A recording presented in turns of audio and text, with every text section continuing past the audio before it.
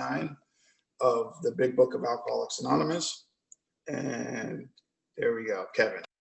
All right, I'm Kevin, and well, I am an alcoholic.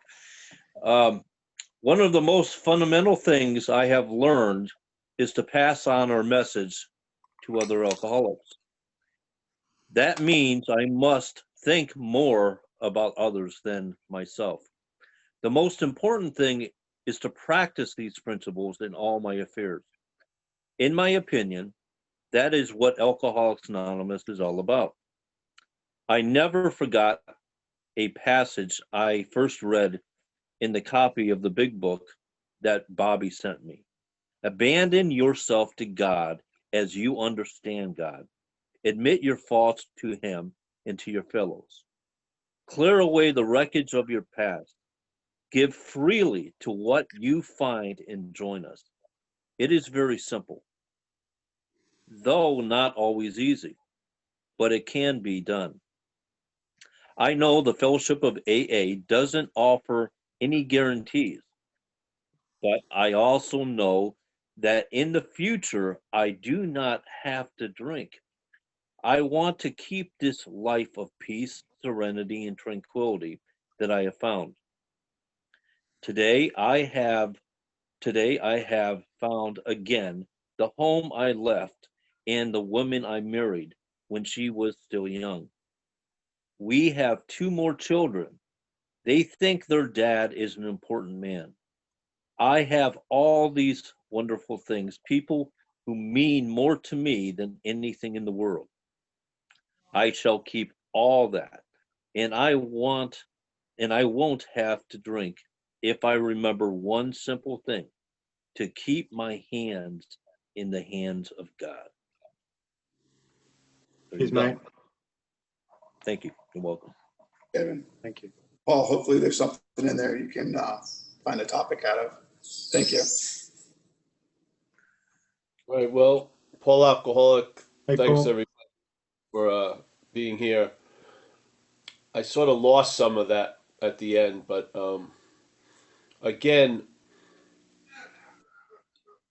I'm not a believer that we can set out on a course to lose interest in self, because that would be interest in self. So I find how I view everything else is based on how I view the exact nature of the wrong.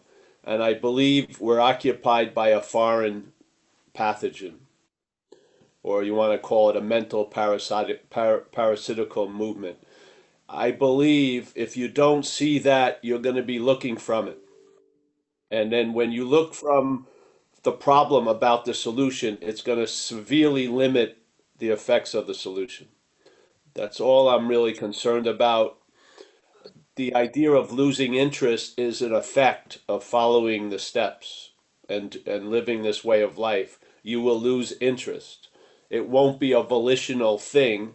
You won't set out on a course to do that. You will observe that you've lost interest in yourself or in self and gained interest in others. Yeah, that's my experience. My experience is my logic, I think A goes to B, but AA has a different way. When I came in, people would, you'd be talking to someone about your situations, you don't have a place to stay, this and that and that, you need to get a job, and they would say, go to a meeting. That made no sense to me. I thought they weren't even taking in my real concerns into consideration, because they weren't. The solution, it has nothing to do with the problem. Yeah? And I hope that the solution will have nothing to do with the problem when you look at the act of being identified as the problem. See that the solution, which is what we are, has nothing to do with the problem, which is what we're not. If we keep identifying with what we're not, we're going to live as what we're not. We're going to be used for transportation, and then you'll see quit playing God as an order or a command, and which you can't fulfill, because that which is playing God is going to say it's the one who heard quit playing God, and it's going to go out to try to quit playing God, and that's playing God. You can't get out of self as self. You have to see you're not self. Yeah, that's it. Self can't get out of self. I don't know if you believe that or not, but I do, and it's part of our community. And I think it's one of the most profound statements because if you hear it in a certain way, it can save you a lot of time and trouble. You can learn from others who have tried to get out of self, and they sent back a message: self can't get out of self. So let's try to, take this wisdom from people that came before us to recognize, if I can't get out of it, what am I to do? Maybe realize you're not in it. I don't know. That's how I see it works. So, and this was a story, and then he talks about the benefits of, being close to his family. All these things come. But there wasn't he did the program, and then these results came. He didn't try to probably get closer to his family. He did the program, and then there was a closeness to the family occurred. So, or actually you let the program do you. So I have a certain idea of it, or a flavor that carries through the sobriety. I just see that I did what I was suggested to do. The right habits were formed. I took the principle, hey, yeah, practice these principles in all your affairs. And I learned in the beginning I couldn't do that, so I had to limit my affairs. I had to stay out of certain situations that would jackpot me. Yeah? And all this just came about following the basic guidelines that we are directed to follow through AA and doing the steps. And then realizing the steps were doing me, and then realizing that when I looked at my role in thing, I saw something else's role in things, and it had a huge role in things. Yeah? And I noticed that I was claiming the shame and the guilt based on that other actions, yeah? Like I was taking on the shame and the guilt for the gorilla's behavior because I was identified as the gorilla. I mean, I can't see it any other way. So, yeah,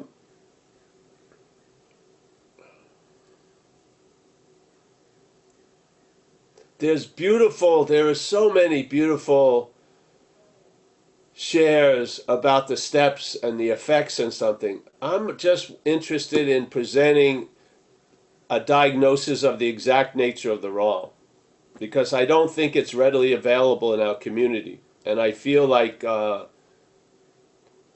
think if you had if the diagnosis was clear at the beginning, everything else you would see clearly everything else. I truly believe something has taken us over without us knowing it. And every time it demonstrates it's taking us over, we call it me. I feel there's an act of being identified as what we're not, as the root problem. And then everything else comes from there. And if you don't have, I don't feel how, if, I go, let's say I have an ointment, I have a rash, and I believe it's psoriasis. I just believe that. I buy a lot of psoriasis ointment, and the rash continues to grow. Now I'm stubborn, thinking I'll just put more psoriasis ointment on it. I know it's going to fucking work. And then I'm just lathered up with ointment, and I have a lot of money invested in it, but I have no relief. Now what happens is, hey, I'm going to try another ointment. And that ointment took the rash away. I read the ointment tin, and it says, this is for eczema. Now I know I had eczema. This is the point. We're sharing a diagnosis of the root of the problem. Yeah? See if that diagnosis authenticates itself by the feeling that you were possessed when you were under the influence, that something seemed to be driving you, that you were occupied and you did shit that you would never have thought to do under its control. If that's the case, that verifies the diagnosis.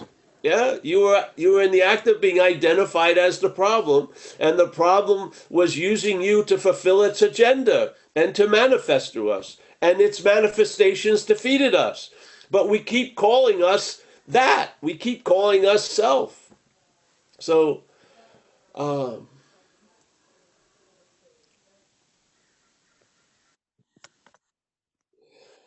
I'm just going to stick to it. Yeah. Just going to keep offering it, offering it, offering it.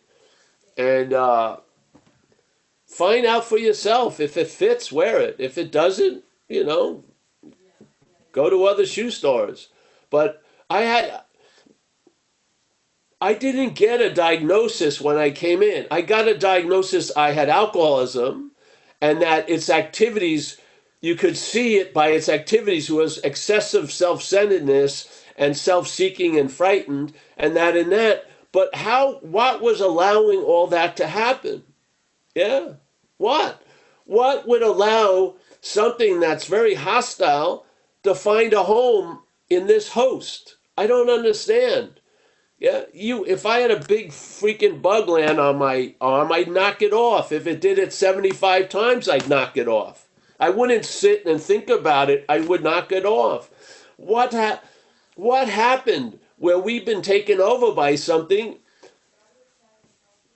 which is quite hostile in the experience of that takeover, and yet we can't get free from the fucking thing? Yeah? All we can do is try to socialize it, try to fucking apply things on it to keep it at bay. And the best we can do is a day at a time. I mean, this foreign thing has to have an incredible strategy to keep us convinced that we're it. I mean, seriously. And I truly believe it's talking to us as us. It is. Because I wouldn't listen to anyone as much as I listen to me. I wouldn't. No one does. Yeah? You could have a great spiritual master and they could appear and they could tell you, son, you need not to do anything. It's all free. Just chill out. And after that apparition disappeared, you'd probably be meditating in a half hour because you're listening to that God. Yeah? So, yes.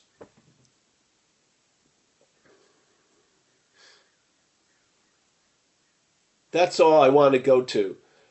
I want to go to that point where what is allowing us to be defeated by self's manifestations?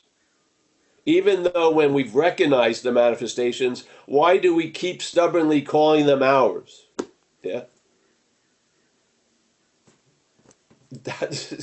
Because I'll tell you, I don't want to be a master of doing inventories on resentments. That's going to continue if I keep calling them mine. I want to be free from resentment. Yeah? And for me to be free from resentment, I have to be free from what's manifesting resentment. I do. If I'm not free of that which manifests itself through me as resentment, I'm not going to be free from resentment. I'm not. And that's what I want. Yeah. I want to be free. I want to outgrow fear. How am I going to outgrow fear as a product of that same Petri dish? Yeah? How? How is the producer of mental anxiety going to outgrow producing mental anxiety? It's not. Yeah? And you can talk to people blue in the face and say, you've got to lose interest in yourself. How are you going to do that if all you have is interest in yourself? Yeah? Tell me. I'm going to try to lose interest in myself. Isn't it really interest in yourself? I don't see how you get out of it. I see that something changes us in this program, and then we express the freedom, and we can call it like, I lost interest in self and gained interest in others. That wasn't something I set out to do. That's something I observed by doing the steps. Yeah? So we're the effect of the program. We're not causing the program. Yeah? I'm not setting out on a course of being totally selfless. They speak about that on page 63 or something. The person driven by self may look virtuous and kind. It's the same fucking self-will, though. Yeah?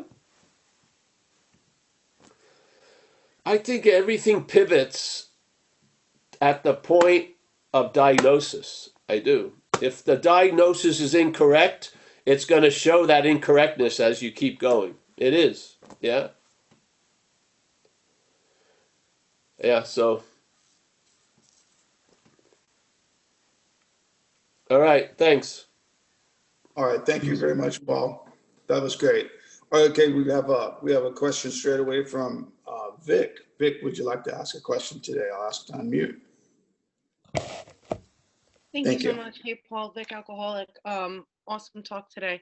So I actually just got finished reading with a sponsee, and it's a beautiful thing that I have kind of had this experience with, like, hearing what you share, because it's just so helpful working with them. And she's like 17 years old, and she went to pick up yesterday, and I was able to explain to her how it kind of talks about on like page 37, right, that we have this curious mental phenomenon that runs parallel to our sound reasoning, and kind of explaining this duality of our mind, and how, she's like, well, I had that like, she's like, well, I had that like argument of the yes, no.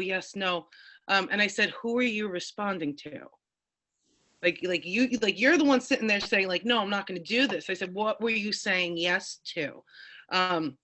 As far as like her starting to see that there's a separate thing that she's communicating with, really, or that she's fighting against.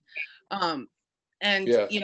that one area of the book has always stood out to me, when I hear people say like, oh, I have a disease that's in the parking lot doing push-ups, and I'm like, no, like it tells me it's running right there parallel to my best reasoning.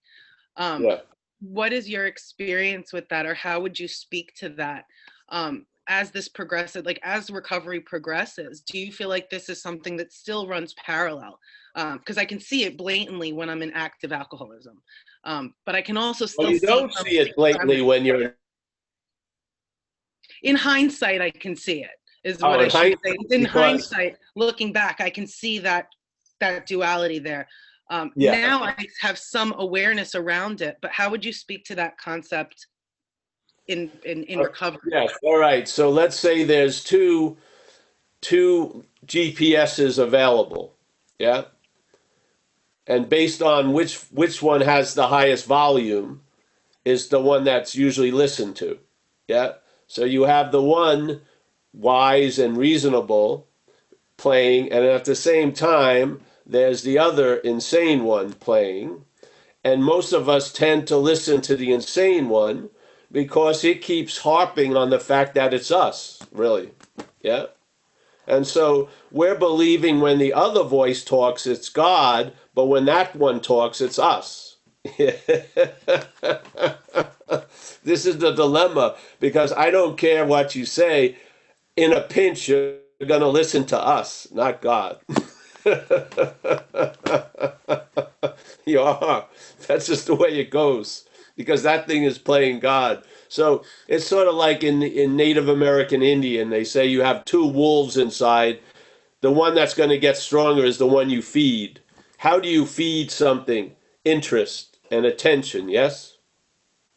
So if there's an interest and attention in that craziness running parallel for to the intuitive thought and whatever, yeah, then basically the volume is going to be raised on that, that station, and the volume is going to be down on the other one, yeah. So you're going to be listening to K. Paul and buying K. Paul's products and K. Paul's view, yeah. And what happens? How can you lose interest in that as that? You can't. Yeah. So if you're in the act of being identified, you're identified with that insane yapping. You think it's you talking to you. Yeah. That's why I feel it's very important. One of the first real, like stabilized relief was when I started seeing a lot of the thoughts in that stream as alcoholic thoughts. Yeah, because I realized I heard other people share the same thoughts and the same feelings. So I saw, wait a minute, how can these be mine if everyone has them? And that gave a lot of interest and attention, went over to the other silent, yes, direction, so to speak. Yeah? And then you judge the tree by its fruits. And hopefully you still have the ability to respond to something that works and to let go of something that doesn't work. I don't know. I hope so. Yeah. So you get into the habit of listening to that which doesn't have to constantly say shit. Yeah. So that's how I see it.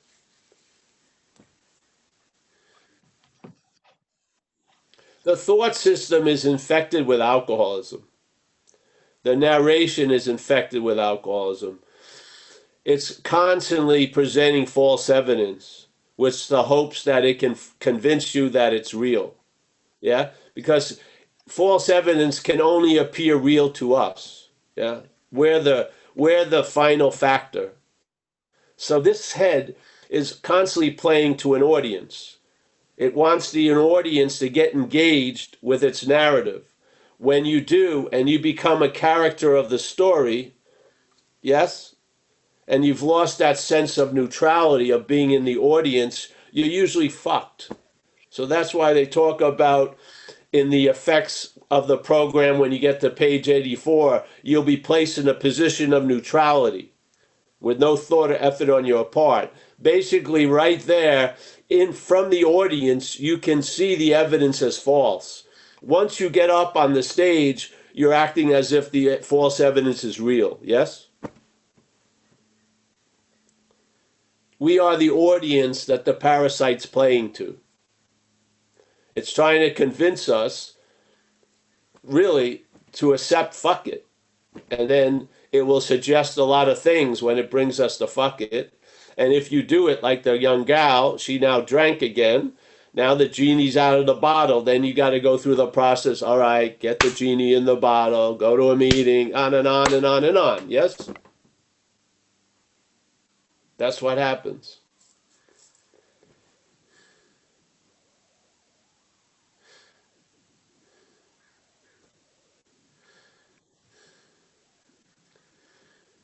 You have to see something as foreign, because if its influence on you is that it's you, then you've got to take away that influence. You have to see it as foreign. When you see it as foreign, you're less apt to listen to it. You are. I don't care if it's true or not. It works. You have to see this disease as foreign to you. Yeah? If not, you'll be in the act of being identified as this disease, and then you're going to be defeated by its manifestations in your life. That's what's going to happen. Yeah?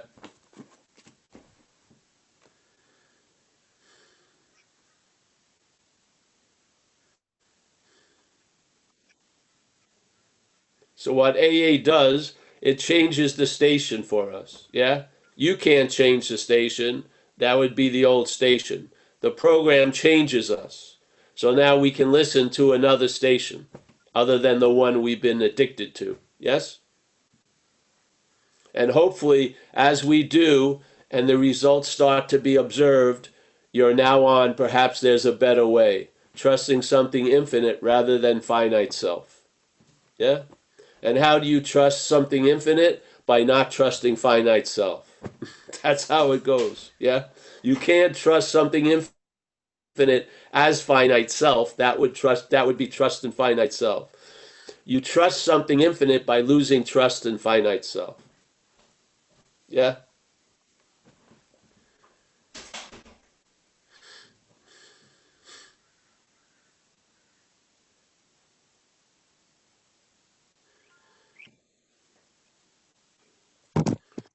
If this wasn't if this was our life, we would have only done 3 steps. We would have turned our will and lives over to the care of a higher power, and we'd be off and running. Done deal. But obviously, we're occupied by something that's not willing to turn this life and will over to this higher power. It's not. So we have to do the working steps to sort of weaken its influence. So then that decision we made on the 3rd step gets some life and some blood in it, yeah, by doing the working steps. Why is that? Because there's something vying for the title of being me. Yeah? Yeah? And I'm occupied that which is, it's not even vying, it's one. I'm occupied by, if you want to call it alcoholism. I actually believe it's obsession with self underneath it, but let's say alcoholism. You're occupied by that, and by the time you get to the third step, the only thing you can do is make a decision for it to be different. You can't initiate it, you can't make it happen because you're occupied by it. You don't know what you are or what you're not, really. So we do the steps to get certain things cleared out. And one of the ways I love to look at the first step is, hey, we're going to look at self's manifestations or how it defeated us. We're going to pick the common ones, which are resentments, fear, and harming other people in the pursuit of what we want. So what? So that we can see that what has defeated us isn't us. Yes, please. What's the point of it? What's the point of doing an inventory, on self's manifestations, than to leave that inventory and keep calling self's manifestations yours? You missed the whole point of the inventory, in my view. Yeah, you missed the whole thing. Now you know that you're fucked, but you're still going to be fucked.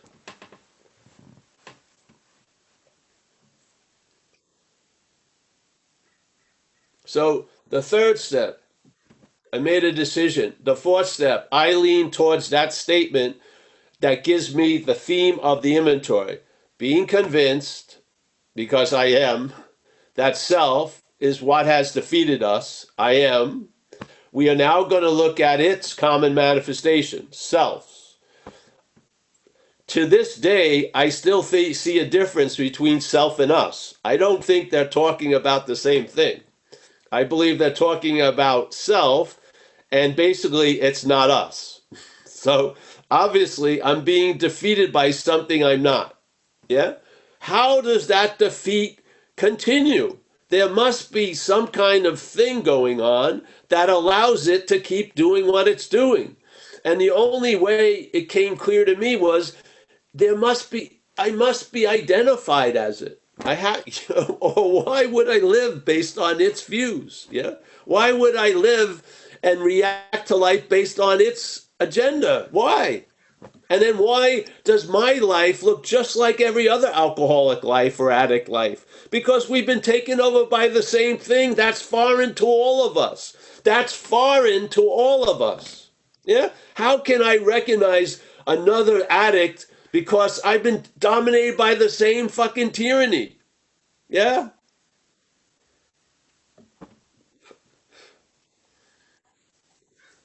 I'm not recognizing the us. I'm recognizing the self in them. I am, because I've been defeated by the same fucking thing. Yeah?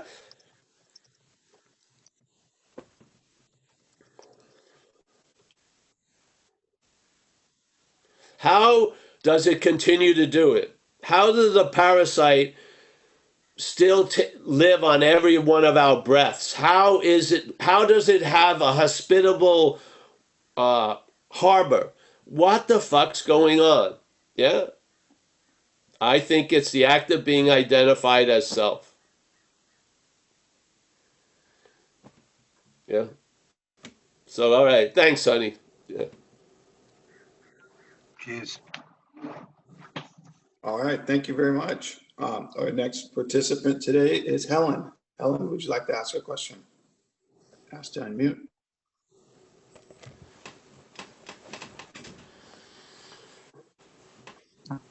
Helen? Hello, Helen, addict. My question's about the not the itinerary. What's the word? The fourth step. I've great resistance doing it, and it really surprised and quite shocked me that over the years I've done so much navel gazing. This should come as so easy, and there's huge resistance. And I just can't even put pen to paper, and I'm not sure quite what's going on with this. Is that quite common?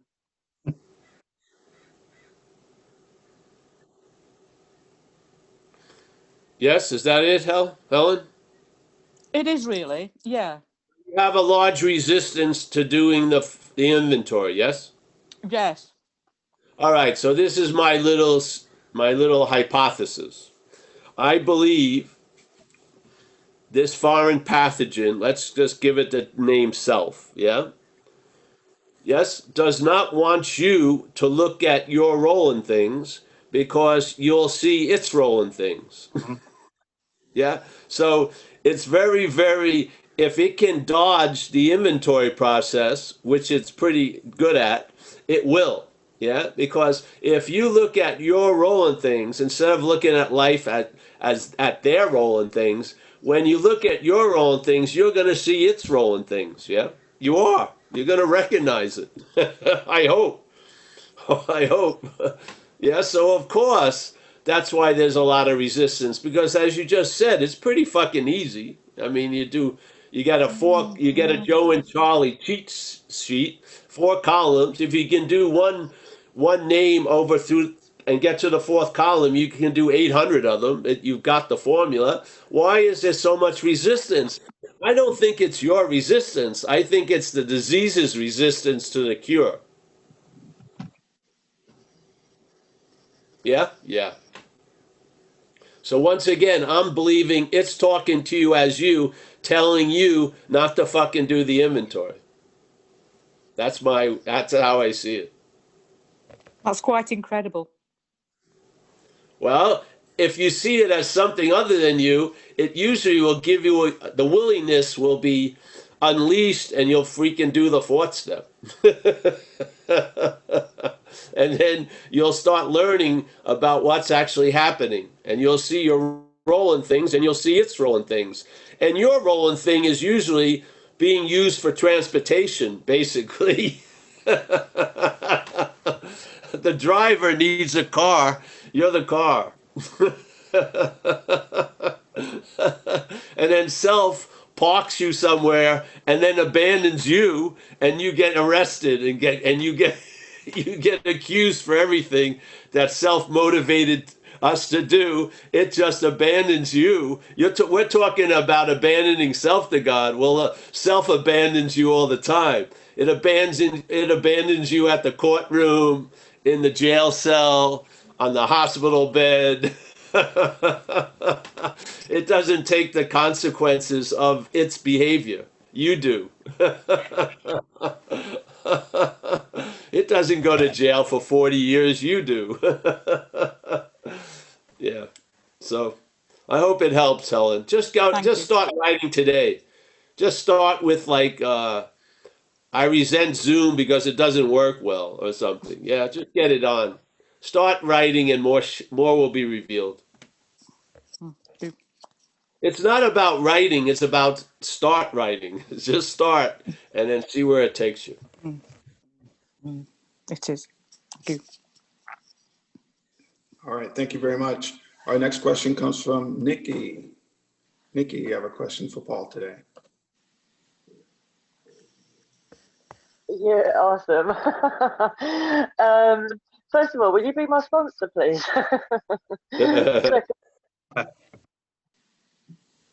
No, can't do it. You need someone that you can see live and a female. No, I'm joking. It was a joke. I know. need to do I have I've been around. a Paula you can call. No, it's okay. I have a sponsor. Oh, that was a joke. I just like to recovery. We're not a right? We're not a glam lot. No, I think it's really, really important. Females for females. I am not going to do my sex and harms inventory with a male. It's just not going to happen. Mm. I tried it once with a vicar in a rehab, and it wouldn't go very well. His eyebrows were raised, his eyes were rolling. It really wasn't very pretty. I came into AA when I was 22, and I'm 50, and I just loved everything that you said. Can't challenge a bloody word. Love it. I hope you just continue, and I'm sure you will keep continuing to do this. It's the first time I'm on Facebook. I saw this thing, and I thought, oh, I live so much in. I try my best to live so much in my heart, rather than this. In England, we call it our noggin, our head. I find the longest journey for me has been from my head to my heart. My head is fucking bonkers, and I love it. It didn't go to jail. It didn't live on the streets with me. It left me to suffer and then pick me up, and it's just been ruining mine and everybody's lives around me. So right now, 28 years ago, I came in, 4 months sober. To do the math, So I've let my mind, like what I'm getting right now is when I did my step 3 this time with my sponsor, I didn't really get it. Hand my real and my life, okay, my thoughts and my actions. Yeah, I can do that. But, you know, in all the sobriety, the years and years that I had, and here I am after 10 years, a 10-year relapse, had all the yets, went to the streets, lost my job, car, blah, blah, all of it, went right down to the basement. And that's what I needed. I needed that. My ego, my head was just so loud, it just would not leave me alone. So I get that part. That's all smashed up. I feel in my heart it's completely battered. And I love Zoom because I don't think I'd be here. I certainly won't be, yeah, anyway, it doesn't matter. My question is this. My sponsor right now, okay, I'm 4 months. The first 3 months I had a sponsor and she said, Nikki, read the 164 pages, done it before. I thought, okay, forget what you've done before. Just start, humble yourself, do it as though you're 3 months. Fuck what's happened because it was useless. The knowledge part might come in handy later, but you haven't done enough action. So I get that. And then the sponsor I had for the first 3 months took me through step 1 to step 8 in 3 months. And I didn't know my ass from my elbow. And luckily I had the knowledge, not the action, but I had the knowledge. I could probably recite the frigging big book now. But, you know, it was too fast. And she was intolerant, she was impatient, and she wasn't available. And I'm not a little child, I'm 50 now. So, you know, it's fine. She has a life. And I did make sure this time. So I had so many sponsors that I actually interviewed my sponsor. I checked her a lot, like they said, you know, listen to her a lot, make sure she's got a sponsor. How long is that, you know, like the whole 9 yards, because my life bloody depends on it. And my family's future as well. I've robbed enough of their peace of mind. So here's my last chance. So I said when I came in, I'm willing to eat a bucket of dog shit. I don't care. Just give me this chance. I'm willing to go to any lengths. Not many, any. That was what I was doing. It was many lengths, not any. Someone died, boom, drink. Dog died, boom, drink. Right? So I'm a bit of a storyteller. I'm working on that. I went through it the big book way. I mean, I got to step 8. I just couldn't come up for air. I felt nothing after step 3, which I had felt in the past. I didn't feel I'd handed my will and my life. And it was like, okay, 4, 5, yes, okay, there's my defects, got it, right. Oh, okay, people I've harmed, oh, they'll be injured, no, okay. And it was just too fast. And then I had this little sort of God incident where I was praying, I was meditating, all that could come up was switch. Keep it simple. Switch your sponsor. If you have to go back to step 1, go. You've spent 28 years messing about with this shit. You know, you're 50 now. So I got myself a new sponsor, and it's been fabulous. I'm on step 3, and I completely agree with you. Like, it's not just alcoholism itself. It's just my head. It wants attention all the time. It wants to be right all the time. If things don't go Nikki's way, then, you know, this is going to happen and that's going to happen. It's taken me 28 years of smashing about. Nikki, bless you. Nikki, excuse me, Nikki, bless you. Sorry, I really love what you're saying, but we've got other people waiting. So could you make, if you've got a question, with the great question, respect, I love what you're saying. No, the question is, this sponsor is taking me through the steps with the 12 by 12, and it doesn't feel right in my gut. So I should be doing it the big book way. What do you think? Well, you should. The thing is, it's not so important the sponsor or the sponsee, it's sponsoring. So if you're not getting what you need and you feel like you want to go do it through the big book, then maybe she has a friend or someone else that would do that. Yeah, but I would bring it up with her and see what she has to say. Yeah, yeah, because in a way, I would do that, yeah. Because I have my own opinion about the 12 step and the big book. I like the big book because I believe it's a download. And then the 12 and 12 is one member's reflections on the steps. Yeah. But I think the big book, my preference being led through the steps or leading someone through the steps is the big book. Yes. So, yeah. Thank you. Yeah. All right, wonderful. I hope that answers your question. Our next Thank you. question we have from Yono from the UK. Would you like to ask a question today? Jono. Yono. Jono. Hello, Hey, can you hear mate. me? Yeah, Yeah. loud and clear. Yeah, hi Paul. Yeah, when I went through me 4 and 5, and I could see self as separate, and that was massive for me. And I went through the rest of my program, and do you know what I mean? I thought, nice one, I'm awake, and I loved it. I was happy, and then I was coming on these Zoom meetings, and then we talked about the claiming, and I thought I had it, and then I see the claiming, and I was like, wow, I could have been stuck thinking I was truly free forever, basically, and then I actually see the claiming.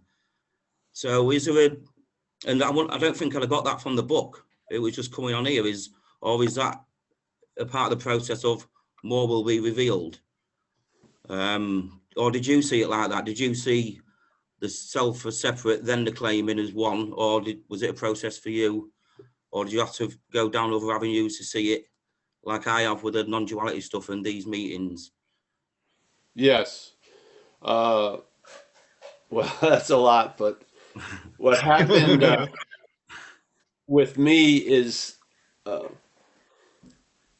I saw the idea of self as foreign, yes, and then there was a lot of reverse engineering.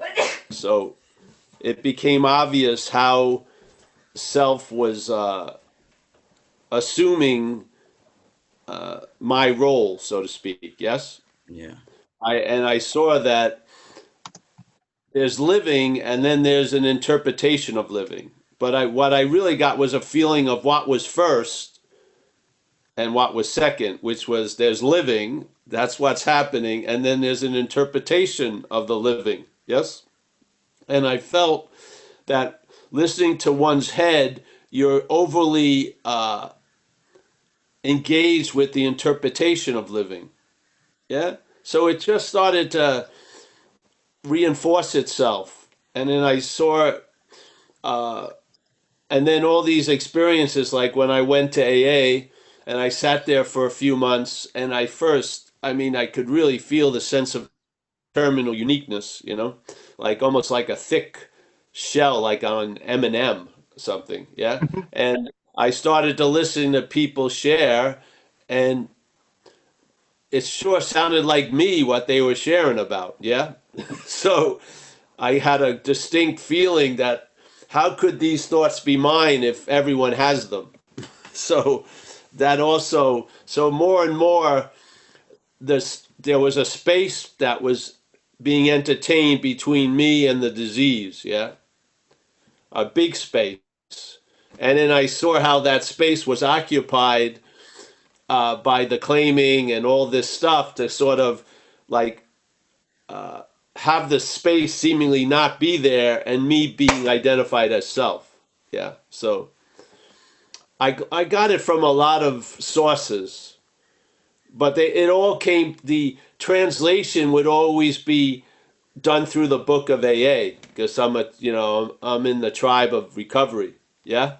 Yeah. But the stuff, when and how it seemed to get triggered may have happened in AA or not, but it got translated through recovery. Yeah. And I if you look at self has defeated you, if you keep going from there, it's going to lead to how. Yeah. How it does. Yeah. It Yeah, is. It's great. going to lead you back to, because the defeat of self wasn't in 1977. It's a possibility each moment. Yeah. So it's not like it was. It's like it's always going on. It's always offering the interpretation to override the living. Yeah. And so you have to see that aspect of it, because if you believe you've been relieved of the bondage of self and yet the selfing continues, you may be mistaken. Yeah, because the selfing is the activity of binding to self. Yeah, it's hard to explain in a minute or two, but yeah, it just started to happen with me, and more got revealed. Once I got one little clue, then other clues came through, and then it was obvious. It rang like a bell through years and years and years of reflection.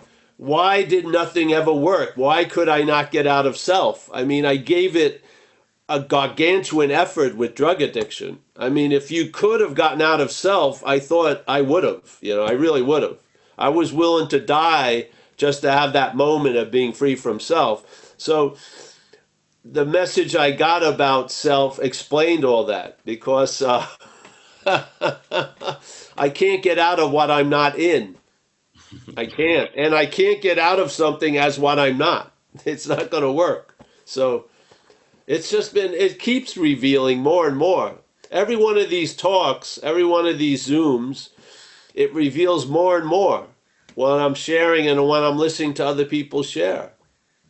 Yeah. It actually galvanizes the solution for me, because I can see it more and more and more. It's the act of being identified as self. Yeah. Yeah, great, brilliant. Thanks. Yeah, so I don't really know how it happened. I'm just I'm enjoying its effects. Yeah, It seems like a heroic odyssey just to be here. You know, when you're identified as self. I mean, people write books trying to convince that self how to get into the moment because it truly believes it can be out of the moment. You bypass all that shit. I've never been out of any moment I've ever been in. It's just a fact. So I'm that Homeric effort to get into the moment was totally, there's no efforting a thought. I just have a clear idea I can't be out of a moment. Yeah. It makes it so much easier. And I'm surely not listening to the head to tell me if I'm getting closer to being in the moment, or am I on the way out of the moment. That's all mental traffic. You never go anywhere. Yeah. Yeah. The spirit isn't a location. It's not a location. It's a fact. You're always in everywhere, in everywhere. There's no special somewhere. Yeah. Your head believes there is, but it's not true. Yeah.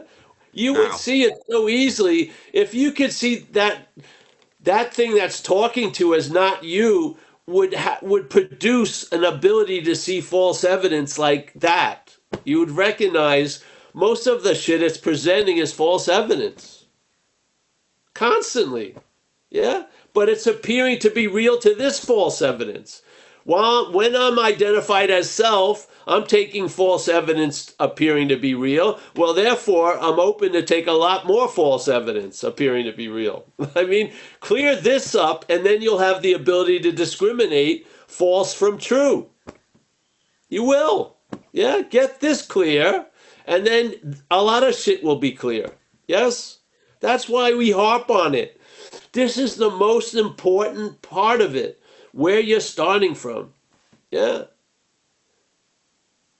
If the starting has been claimed and changed, the whole game board will look different as you're moving over it.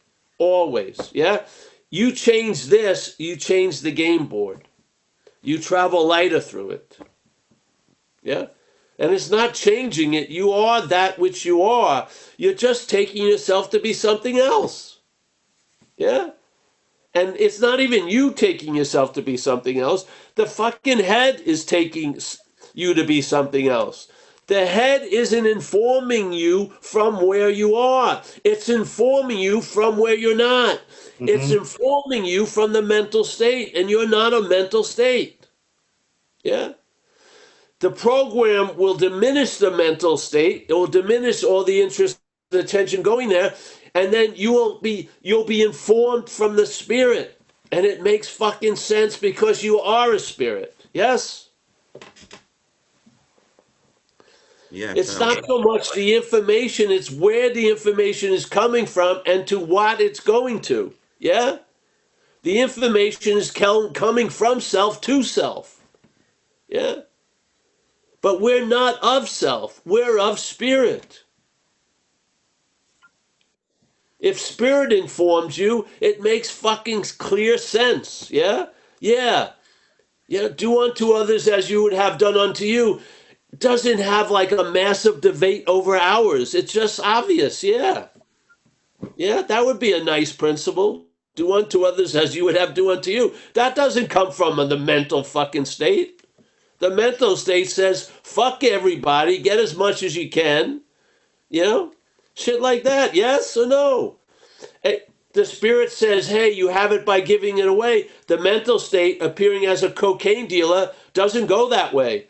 I'm not going to give away the fucking coke. I'm going to sell it. I'm never giving it away, but from the spirit, you have it by giving it away. What? Yeah. We're being informed by the mental and being presented as the mental. That's the bondage of self. We're not, our radio isn't tuned into the spirit. It isn't. We're picking up fucking propaganda channels. Mm. And they're presented as us, and so we've fallen under that spell. And then we feel this irritable restlessness and discontent, and through ignorance we try to get a solution which reinforces the problem. Yeah? I did drugs to get out of self, and I ended up seemingly more in self.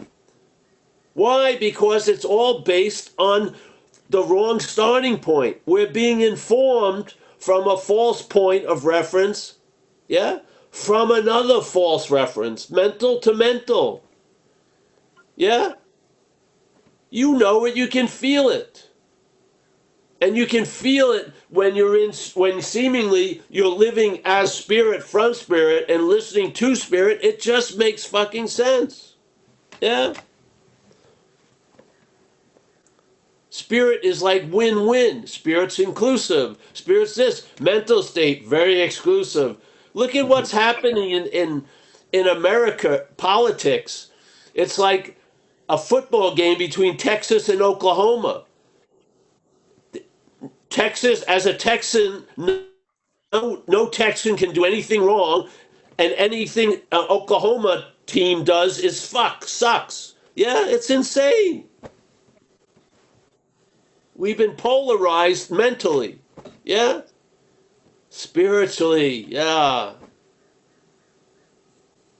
The AA program is meant to diminish the mental state so that the influence of the spiritual state, which is a given, you are that, becomes more dominant.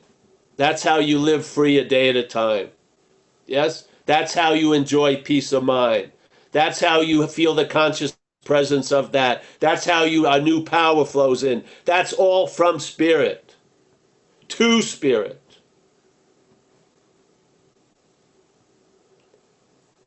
You're going to hear a narration, but you don't have to live it. Yes? You're going to hear it.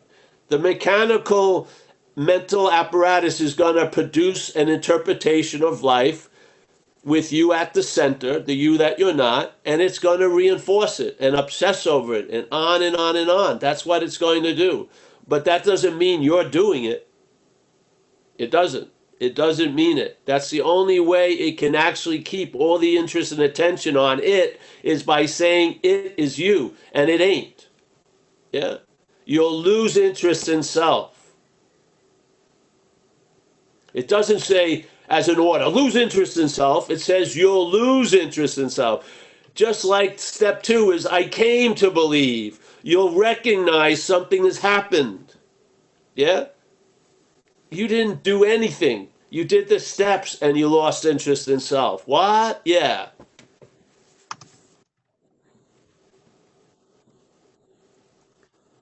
Great stuff.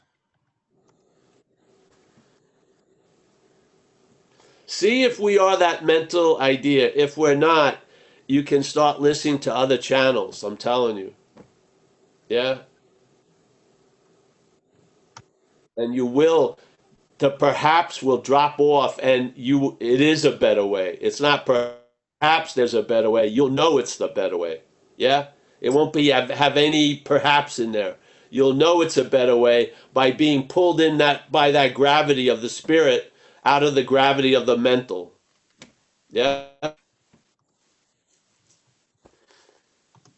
Or as the guy said early, priest in AA, when you get to step 6, this is a big game changer, because 6 and 7 is you're recognizing what you're not and bringing it to that higher power to reconfigure. And it says that's when you're not motivated by the fire of hell, but you're being motivated by the gravity of heaven. Your whole program changes. You're now moving towards the light, not away from the darkness. Yeah, you're driven, you're being compelled by that instead of being compelled by the fucking absolute fear of being demoralized again. Yeah? Now you're being pulled by something else.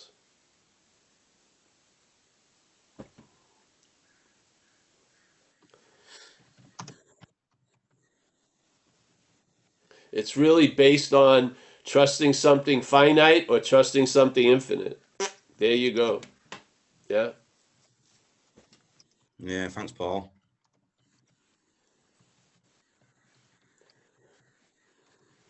Thank you, Jono. Great. So it's been really a pleasure to meet you through the Zoom over these months.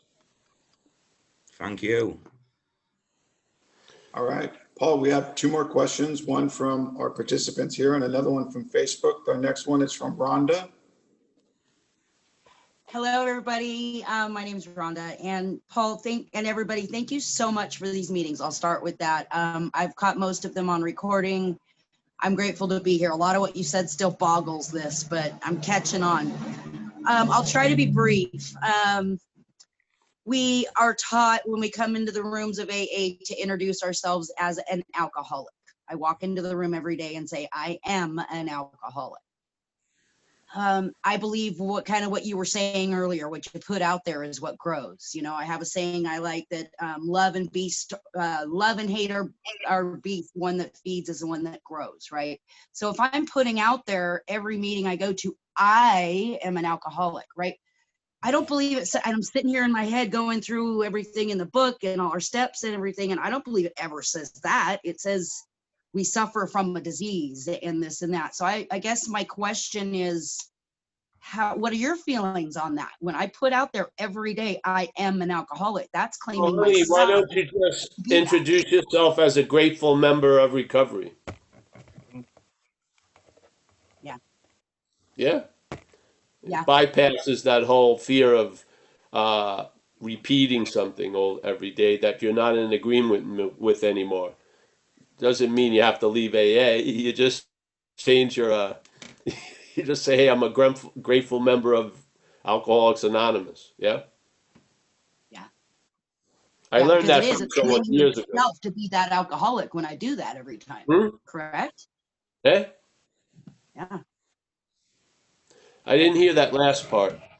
Oh, I said, because every time we do that, are we not claiming that to be that's self? No, I'm claiming no. It's claiming that the head is, but if it bothers you, just switch to another neutral declaration. Yeah. finding that separation for me of being that Tell me how alcoholic it works. versus Yeah, having come to do back and it. let us know how it goes when you. I'll do that. I'm gonna stick around, by the way, because half what you said is boggling the shit out of me. But I'm really, I'm clicking in, and I will stay. And again, appreciate you very much. Oh, great! Thank you, hon. Thanks. Yeah, and people meet after the meeting too. I think they keep the room open for fellowship and stuff. So you can use that statement today. Oh, my name is Rhonda. I'm a grateful member of recovery. Yeah. You do, and I am a grateful member of recovery. Thank There you you so go. much. Yeah. Appreciate you. Yeah. Awesome. Paul, we have one more question. It's from Renzo from the Facebook page. And it goes, how do you deal with temptation? How do I deal with temptation Yes. about drinking? He didn't elaborate. He just asked that question. How do you deal with temptation? I don't know. I don't know. I haven't had any in a while. So I don't know. And I really start with the admittance that I don't deal with it, and then something does. Yeah. So when that something does, I don't have a rote answer. It just, when the situation occurs, yeah, there's some dealing with it, and then I observe later on, hey, that went pretty well. I traveled lighter through that one. Yeah. But yeah, I just rely on whatever that is, spirit. But I haven't had concerning alcohol and drugs. I've never had a temptation in 32 years, really, or a temptation's never had me, which is completely mind-boggling. But seriously, uh, when I had that urge, there was no stopping it. But I never get an urge concerning alcohol and drugs, which is that's unbelievable. What a solution! Yeah, I didn't have to go through trying to have tons of skillful means concerning urges. The urge was removed. That's unbelievable to me. That's what I call a solution. It's sort of like a solution that doesn't have 20 pages of information on it. It just works. Yeah. So if that can happen concerning that problem of active alcoholism, why can't it? I don't see, why would I want to put that hugeness in a box, especially a box of my own understanding. I'd much rather have a higher power of its own understanding. It just completely makes sense. Because, like it or not, my window is small, yeah? It's framed with programming. Yeah. I would rather have something that's huge come through instead of looking at something from this small window and thinking the hugeness is this. Yeah, I don't know. Yeah. So I'm not a believer in higher power of your own understanding. I think that works in the beginning, but hopefully by feeling the effect of it in your life, you're going to have an intimacy with something, and you'll realize your understanding of it is is not the best way to meet it. Yeah, in my view. So.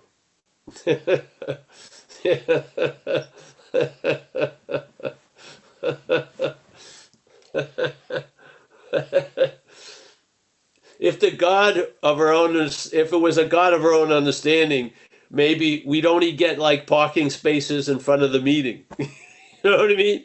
We wouldn't be able to entertain the possibility of being really free, because we'd be contained by all the guilt and shame based on what we did out there. Yeah? Luckily, the higher power doesn't see us as the doer. The higher power sees us as what we are. Yeah? Yeah. And this idea of God will only give you what you can handle. I don't believe that. I say God will only give you what it can handle. And a lot of that shit about what we can't handle is goodness and fucking joy, because it goes against the narrative that we don't fucking deserve anything. Yeah? So that's the hardest part to receive, is largeness, fucking okayness. Yeah? Getting great gifts without any effort or thought on your part. That's what makes us uncomfortable usually. The shit we'll fucking keep adapting to. Yeah? This says, we haven't gone over this a lot lately. That statement of you got to let go of all your old ideas or the result will be new. What's the oldest idea is that you're a self. That's the fucking oldest one of all. Yeah. And that's the one that's having all the other old ideas. So if you want to really get rid of all the old ideas in one fell swoop, give up the old idea that says it has all the other old ideas. Yeah? How can you do it? You can't. Just see it's not you. That's how you give it up. You see it's not you. Oh, that's so difficult. Yes, from it, it's difficult to see it's not you. But if you can receive the explanation of the act of being identified, you'll see it maybe from not from what you are. You'll see what you're not. Yeah. If you keep trying to see what you're not from what you're not, it doesn't. It has a vested interest in that not being revealed. Obviously, that's why it doesn't. It leads people out when they come to the fourth step. If you look at your life, you're going to see something else was living it most of the time. You are. That's why I love do an inventory based on looking at the manner how the self has defeated us through its manifestations, and then see the pattern of how self does it so that you can recognize it and bring it to 6 and 7 before it builds the house and it tells you you're the owner of it. Get it at the blueprint room and you can bypass a lot of shit.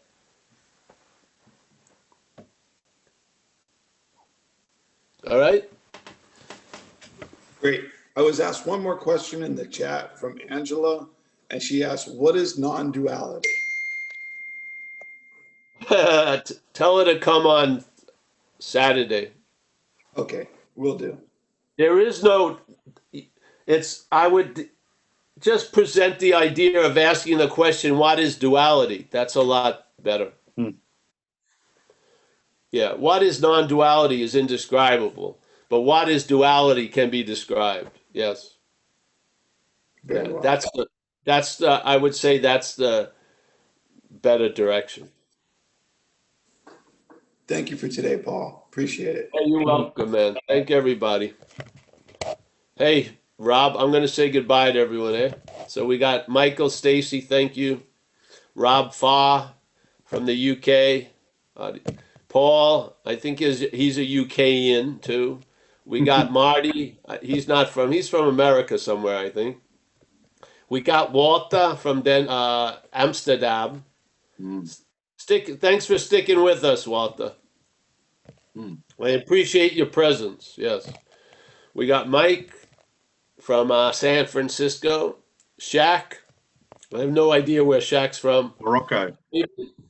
We got Raven. I know she's from British Columbia.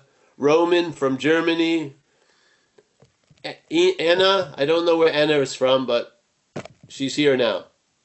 Kristen over there. She's working on something. We got Kaiser. I think Kaiser's in Minnesota. Yeah. David is in Northern Ireland. Jono's UK. Monique is in Alberta. I'm pretty sure. Yeah.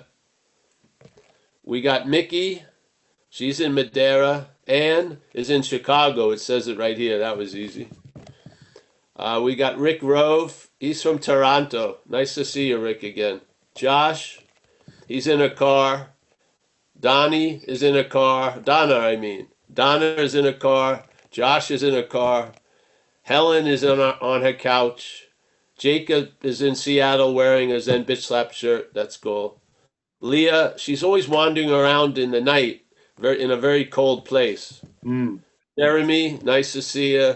Chris Blake is blanked out. Jessica is from Texas. Nice to see you, Jessica. Chris Blake has reappeared. We got Mika. Mika is driving also. She's in the car. Mike O. Shelly. Nice to see you, Shelly. We got Ryan. Nice to meet you, Ryan. Phoenix, as always. John, as always outside. I like that. Joseph. Nice to meet you, Joseph. Dan. Nice to meet you, Dan. I'm losing people here. Hold on. We got John Woodruff there. Oh, someone just keeps bouncing around. Rana there with the lovely dog. Nice to see you. Then we have a lot of blank anonymous people. So, hey, thank you so much. And if you're interested in the idea of non-duality, you can come on Wednesday or Saturday. And I really appreciate this opportunity to share. So thanks, everybody. Cheers, Paul. See you guys. Thanks, Thank you. Good night, everyone, or good afternoon, or good morning.